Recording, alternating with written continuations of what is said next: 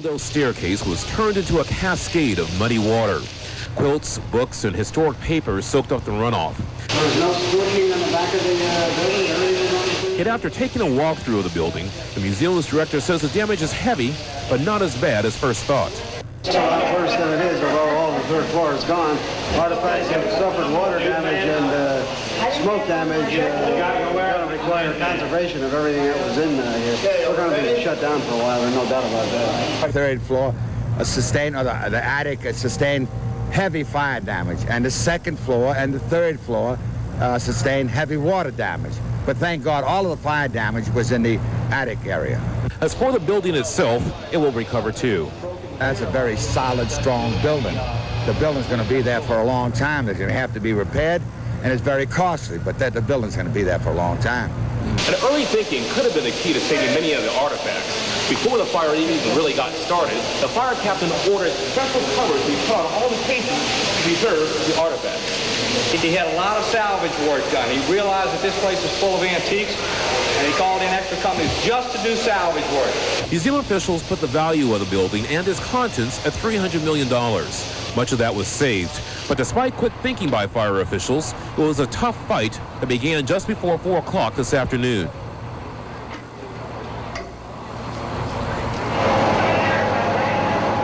When the fire first started in the Cabildo, there was no sense of urgency inside. The smoke detector went off, and I looked around the corner, and all of a sudden it went off. Off. And so I continued my tour. An officer with his little radio came up and said, I think we got a problem up here. That problem quickly became a 7-alarm fire that swept through the third floor of the Cabildo. The most important thing is that everyone got out safely, and that would not have been possible had it not been for alert security guards. She said, you have to leave because there's a fire.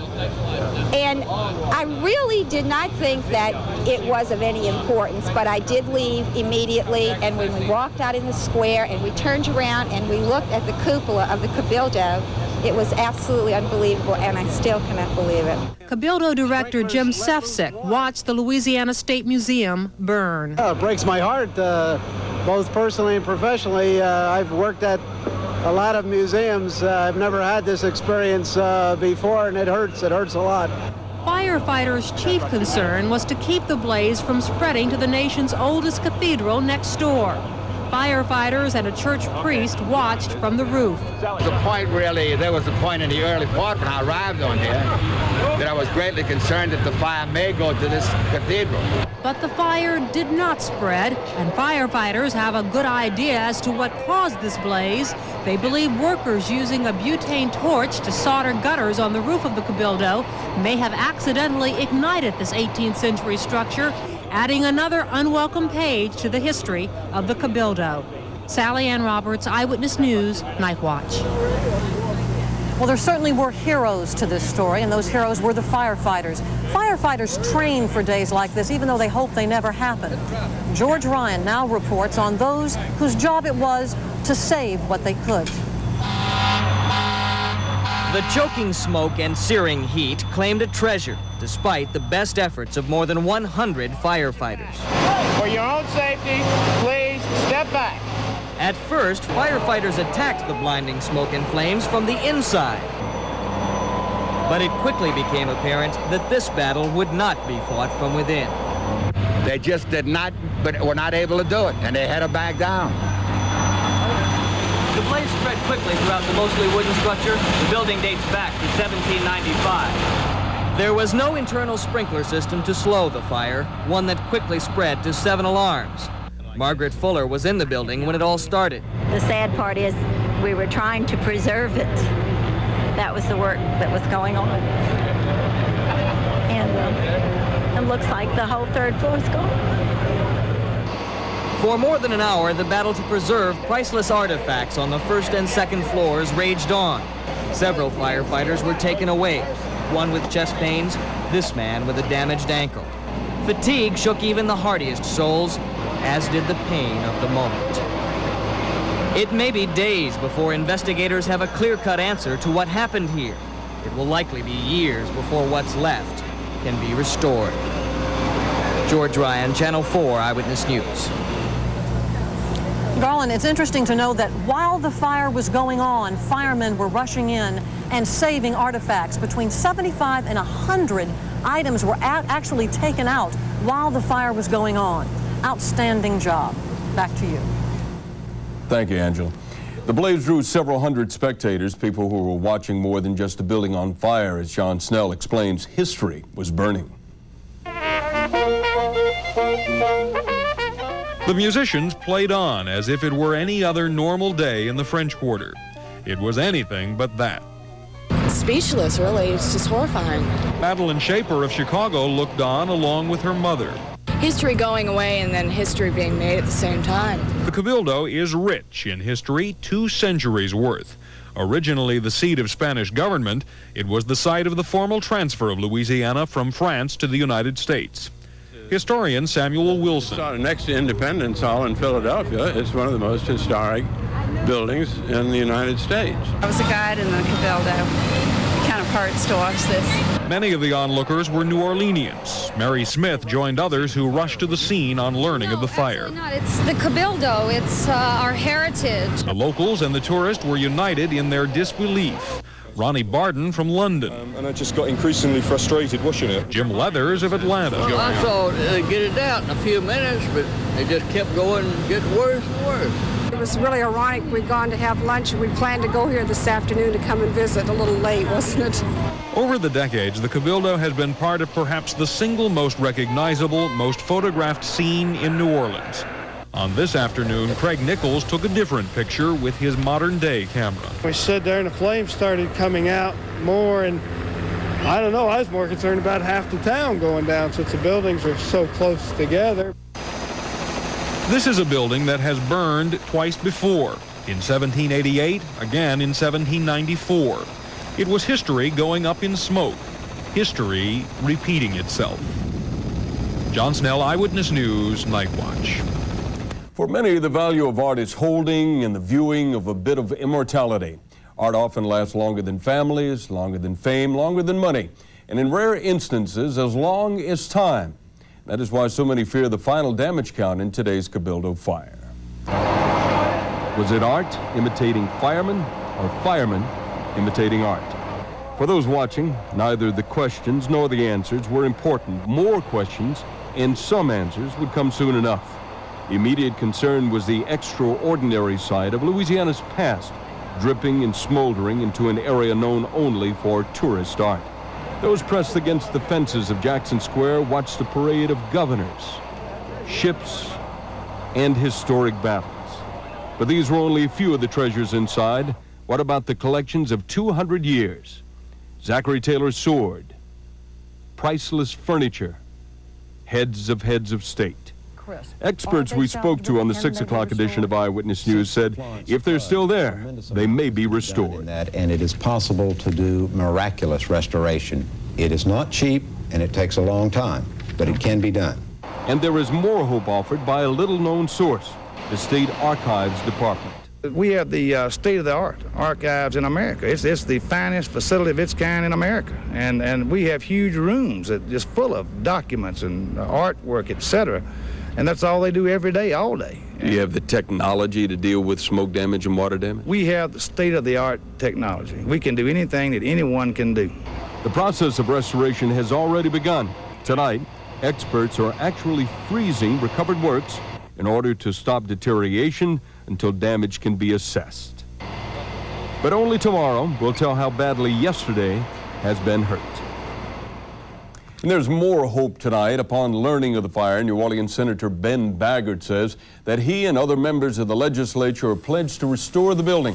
Baggert says he wants that effort to begin immediately and hopefully be completed by the time the Republican convention comes to town in August. Baggert says he will bring the matter up in the legislature as early as tomorrow. Just ahead, other news of the day, including a public nod from Ronald Reagan to House.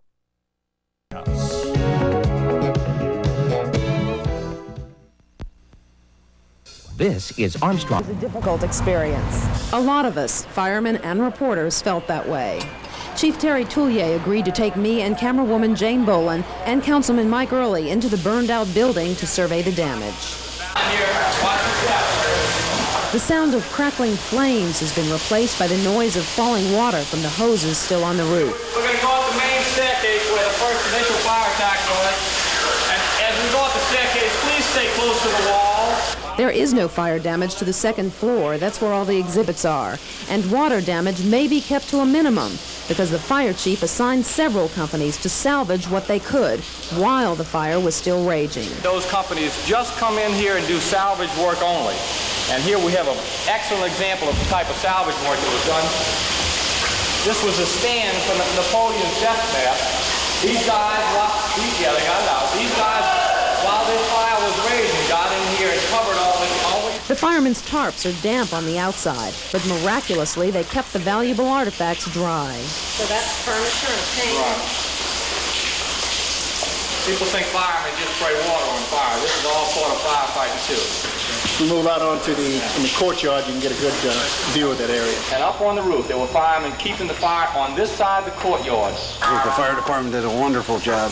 When I first came on the scene, as pretty much they came on the scene, I followed them. I just thought we were going to lose everything. I kept waiting to see flames coming out of the second floor. It never came. I kept hoping and hoping and hoping. When I got inside and saw no damage on the exhibit area, I said, thank God for the firemen. Let me clarify, that last gentleman was James Sefcik, the director of the museum, and he told me that he plans to issue passes to all of the firemen involved in fighting the Cabildo fire that will guarantee them free lifetime admission to the museum.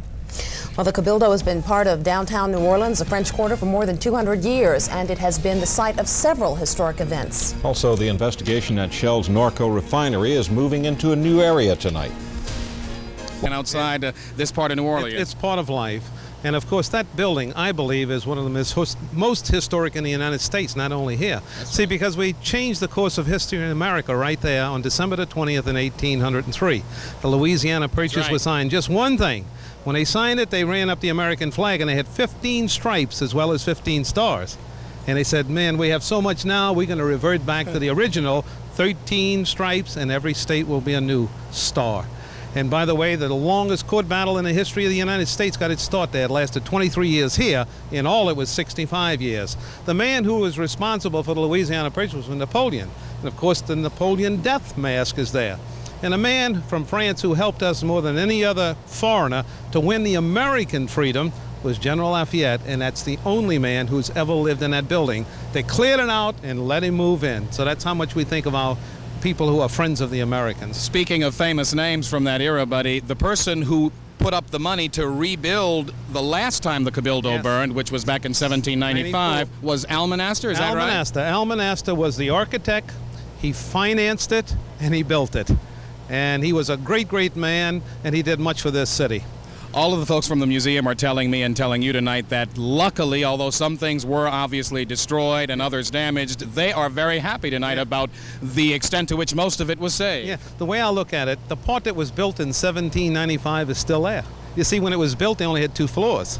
The 3rd floor was added in 1847. In 1821, they added a symbol to it. There are very few changes to that building. In 1821, they put the symbol of American freedom, the American flag and the eagle. And it's still there. And you look there, partner, and it's still there. And I think it's attributed to the people back then who built that structure, because that thing is still standing after the inferno that we just saw on television. You also had a fairly profound comment a little earlier about how the rebuilding of this might have some significance to the people of Louisiana who are in the process of rebuilding their economy right now. That is correct. Economically, we have been up and down. We're down now. This might be the start of something big, because what are we going to put in this building? In the archives, we're going to put how Louisiana went from the bottom of the economy all the way back up to the top. And the way I evaluate it, I am a historian. The most precious thing on earth is human life, and none of it was lost there. I think that is one thing we haven't mentioned yet, but it's very important. Everything else, because we got microfilm. And let me tell you also look about it. This building is going to be here, and it's going to be rebuilt for a long, long time. Buddy Stahl? We have lost other things. Do you know there is no known date on which New Orleans was founded?